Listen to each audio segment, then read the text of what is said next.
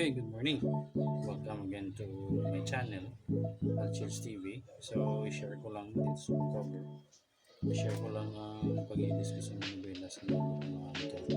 Kaya taga ako ni sa pang down. So, napakot ng bagong motor. So, yung buhay mo na siya na handong backlog. So, good man. Balayaran mo every month. So, pero okay lang. Kaya man. So, share ko lang ang pag-inis ng nila. So, sana. Okay, so amo ni siyang bagong motor, no? Ang Keeway 125 Cape Racer. So, lugay ko na siya ginalantaw-lantaw sa YouTube. So, subong i-share ko sa inyo mag-ilis ng manubela. Isang mga motor kay naka-Cape Racer siya na type manubela niya. So, tilabla na siya ka-day sa akon. Yan. See? So, muna siyang islan ko. Yung handlebar. So, ilis ko ang sadaan kung ang motor ang kay Rosie. Siya naglis si Kisha from Keeway. Name sa motor sa si Kisha. Okay, so salamat again. Shoutout kay sa wakon. Maghatag isang pang down. Okay, so may ilista subong. And then, amo nang ilista ang flat bar. So, halin na siya sa Rosie kung motor. May against the light. Ayaw na niya po. So, ano siya? Ang flat bar. Halin na siya sa Rosie kung motor. So, ano na siya yung bulos na di subong. So, ilong golan, no? Kilulaban mo lang subscriber ko. Taga Victoria's mga gagdire mo lang na negros, ha.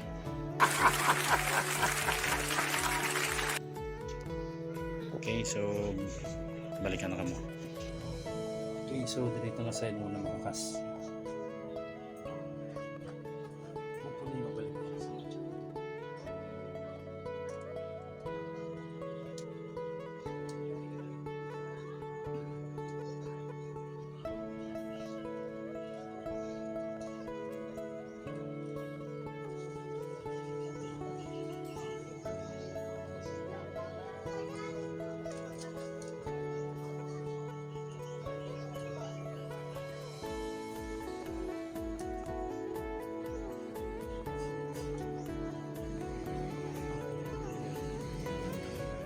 Alin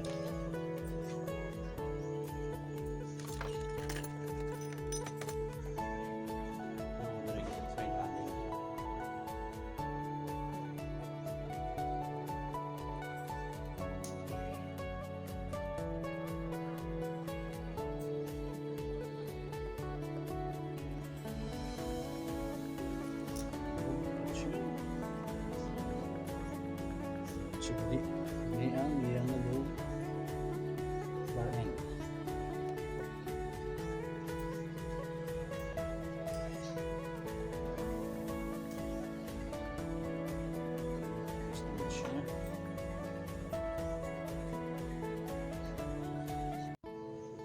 Okay, so nakakasta ng bar end dire. So next dire kita.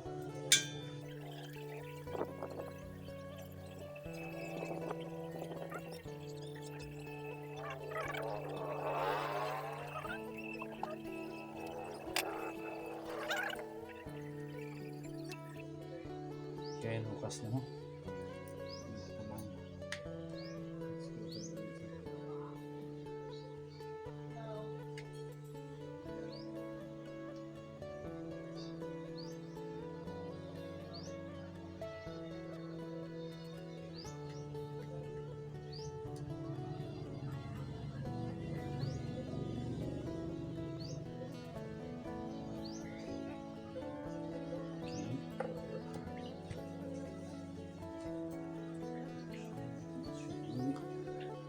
So next, this is a door.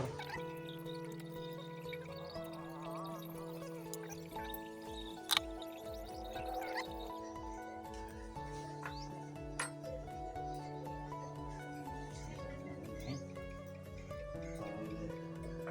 Safety. Biyak na side. So, ayan na naman.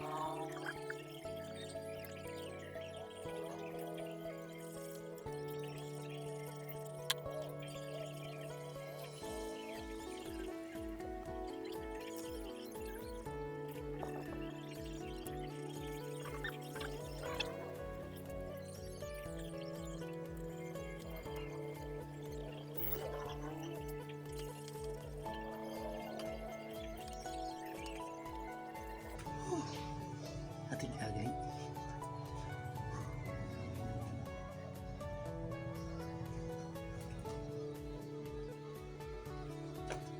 Ating agay.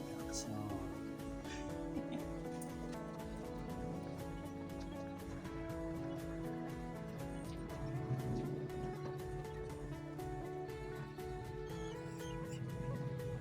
Approximately 10 hours later. makakasiman sa pagkatagla.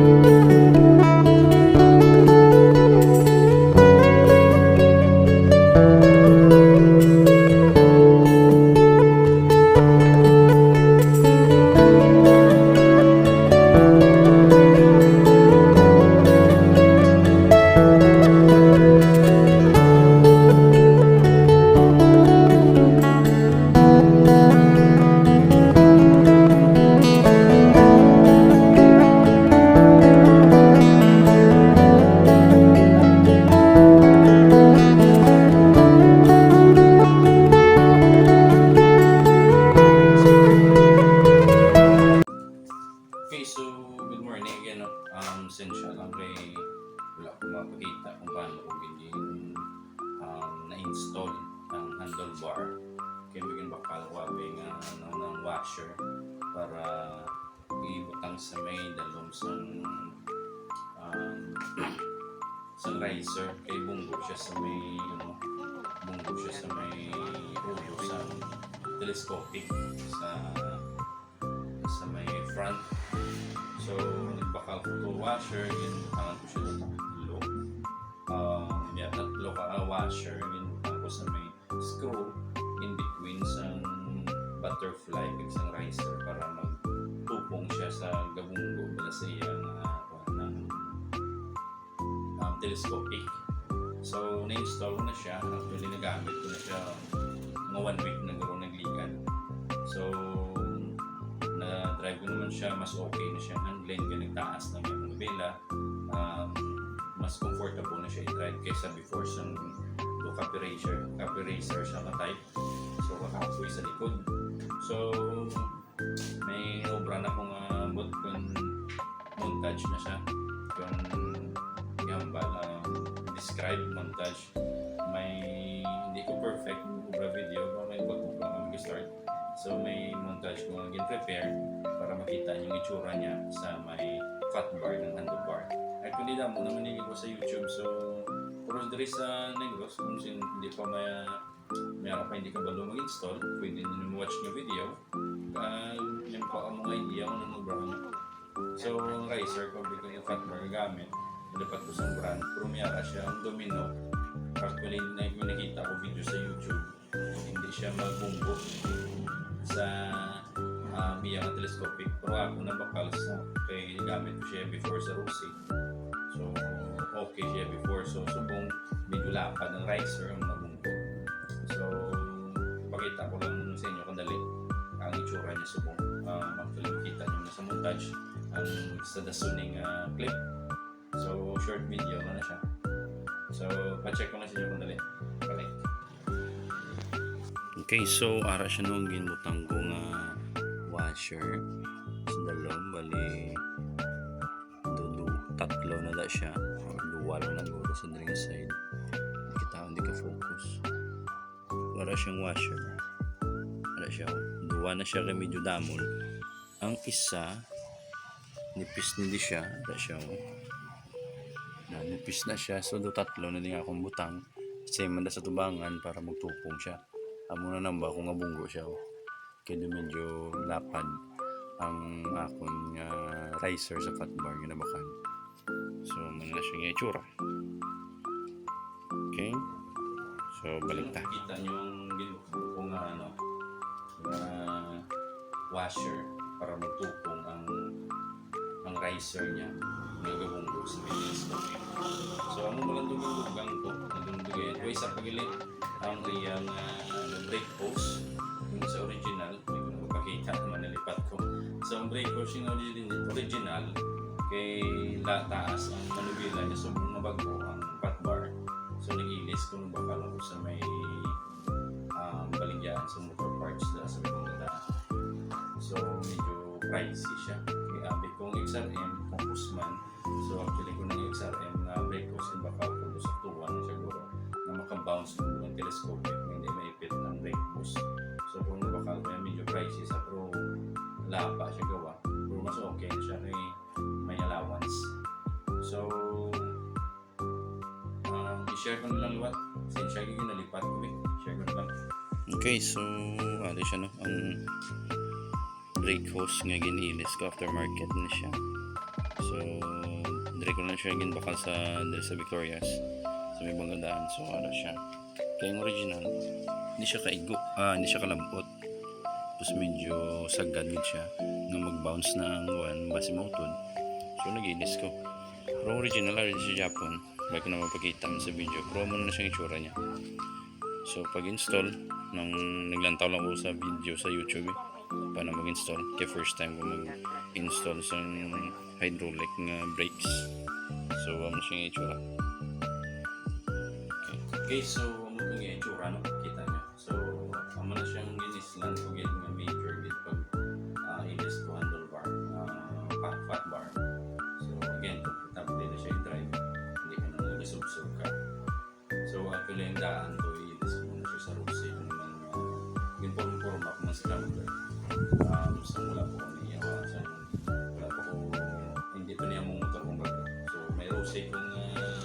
GC125 ngayon scrambler ang design. So ilas ko na siya. So check nyo lang ang montage sa next clip para makita nyo ang tsura sa motor. So may fat bar na. So ang malinis nyo sa